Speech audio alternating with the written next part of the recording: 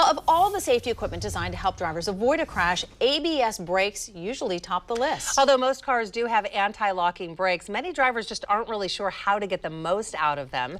Tony has more in today's Behind the Wheel. 2019 and not a car in the sky. I thought for sure we'd have flying cars by now. We don't, but we're getting close because a lot of the best safety technology in today's cars actually comes from the world of aviation. Once you skid and break traction, then therefore you're just going to start sliding and losing control of the car. Preventing that loss of control is where ABS brakes shine. But the technology isn't new. In fact, it got its start in the 1920s on airplanes. By the 1950s, ABS started showing up on motorcycles, but it wasn't until the year 2000 that ABS brakes have been required on U.S. passenger cars. But to get the most out of them, you have to know how to use them. Step on the brakes firmly. Do not let off the brake pedal. The car will take care of all of the hard work for you. That hard work involves applying and releasing brake pressure up to 15 times per second, much faster than you could ever do it yourself. It's going to prevent you from skidding, which then will cause you to lose control, not be able to steer. Once your tires are skidding across the pavement, you've basically lost control of your car. ABS brakes slow your car down, but keep your wheels turning just enough while they do.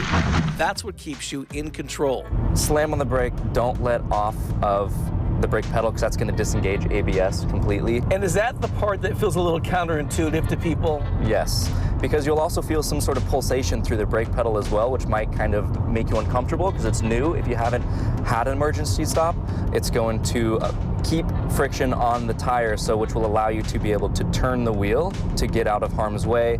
Under normal braking, ABS brakes are just at the ready. They only kick in under emergency braking situations. And when they do, you'll be glad they did. 100%. Yes. It's literally a life or death situation if you don't have ABS compared to a car with ABS. Tony Martinez, Fox 12 Oregon. And I think a lot of us grew up, you pump old school, Right, you pump your brakes. Because in those days you had to, otherwise you would skid. But you do not want to do that with ABS brakes just mash them, and the brakes do all the work, but then you'll feel that stutter. Such an education, because I've got to tell you, every time that happens with me, I get scared. You think something's wrong. Yes. Right, but that's just the brake doing their thing, and then you take your foot off the pedal, and then you're defeating the whole purpose. So commit to smashing the brake hard as you can, and that allows you to kind of steer through the problem. And us old school drivers have to forget what we learned back in the day. By the way, motorcycles don't have to have them. That's not required yet. There's a lot of legislation kind of floating around to make that a requirement because they're just that good, and they really do belong on motorcycles. That was really great. I tested mine yesterday. Had a little stretch of road where nobody was around, and tested it, and sure enough, it did the old little stutter. Noise. But I knew what to expect. So Sean and I squeal behind me. What's happening? Nervous there is because I was driving Eric's 2001 M5. I bet you BMW hated that. The 6-speed and the V8. Oh, man. That's his happy place right there. I can hear the sound still. And he's like, the last thing I want to do is use the brakes. Right, no kidding. Gas only. This one on the right here. Good information, Tony. Thank you.